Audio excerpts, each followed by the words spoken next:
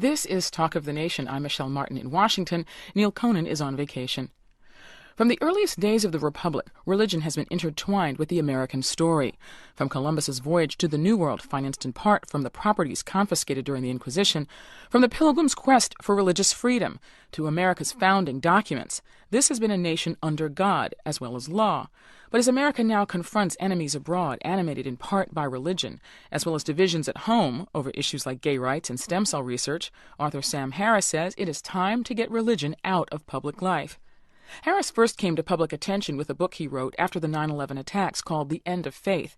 In it, he questioned whether the problem of young men killing people in the name of religion was not the young men, but religion itself. The book struggled to find a publisher at first, but when it did, Harris received critical acclaim, a prestigious literary award, as well as thousands of letters and emails from Christians who wrote to tell him he was wrong. Letter to a Christian Nation is a brief book that evolved from the letters he wrote in response to his critics. In it, he asks the provocative question, does faith have any place in a society that believes itself to be animated by reason? Today, we begin a two-part discussion on religion and politics. Tomorrow, we'll speak with religious leaders and thinkers who take a different view. And later in the program, Beirut-based journalist Rami Khouri reports on a recent visit to Dubai, where he sensed a shift developing among younger Arabs in their attitudes toward national identity. But first, Letter to a Christian Nation. Is religion the problem or the answer? If religion is based on faith and not reason, what is religion's role in determining public policy? Join the conversation. Our number here in Washington is 800-989-8255. That's 800-989-TALK. Our email address is talk@npr.org. Sam Harris joins us now from our studios at NPR West in Culver City, California. Welcome, Mr. Harris. Hi, Michelle. Thanks for having me. Thank you for coming. Who are you hoping to reach with this book? Well, really, everyone who's open to argument on this subject. I'm just profoundly worried about our situation in the world. We have a world that has been shattered quite unnecessarily by competing religious dogmas.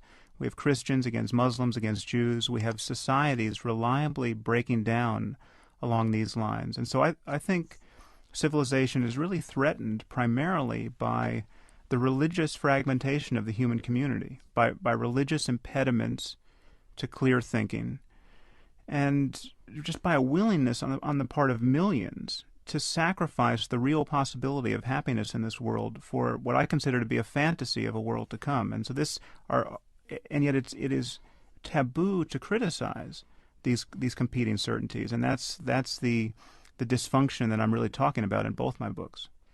Well, and just as a point of clarification for those who haven't had the opportunity to read it, it's called Letter to a Christian Nation, and you specifically talk about Christian theology at great length and with a depth that I frankly say indicates that you certainly have studied the topic. You're very familiar with the scriptures and so forth, but you are addressing all religions. Mm-hmm. You're not singling out Christianity per se. You really believe that religion itself is a negative force for the advancement of society, I would say. Yeah, and at a more general level than that, I'm talking about dogmatism. I'm talking about high levels of certainty uncoupled to the world of evidence and argument and rationality. And it's just that religion has more than its fair share of dogma. But if you can find dogma elsewhere, and we criticize it elsewhere. When people claim to be certain about things, they're clearly not certain about whether it's astrology is an exact science, or Elvis is still alive, or their neighbors are being abducted by space aliens. These are not ideas that have much currency in our culture because they're not coupled to good evidence and good argument. And yet you can have a president of the United States who talks as though he's in dialogue with the creator of the universe. And this is a double standard that I think we're all paying a terrible price for. You said you wanted to arm secular Americans, or secularists in general, I would say, with the ammunition to fight against fundamentalist religious thinking. So I know that you've written an entire book on this topic, but if you could summarize what your key points are, I think that would be helpful. Well, there are a few points. One is that this idea that atheism is somehow irrational. I mean, you hear this a lot from religious apologists, that atheism is itself a faith. It's the faith that God does not exist. The atheist cannot prove that God does not exist, and therefore we're kind of at a standstill. But we all reject Zeus. I mean, we all know that Zeus is a product of the human imagination. No one can prove that Zeus does not exist. No one needs to assume that burden. The burden is upon the pagan who wants to get Zeus taken seriously as a matter of our public policy. And so I'm simply using the same standards of evidence that people use to reject Zeus, and even that Christians use to reject Islam. I mean, Christians are not lying awake at night worrying about whether to convert to Islam. They see the discourse of Islam as this tissue of self-deception and unverifiable claims. I mean, the Muslims think that the Quran is the perfect work of the perfect word of the Creator of the universe. Why do they believe that? Because it says so in the book. I mean, this is a bad argument, and Christians recognize it.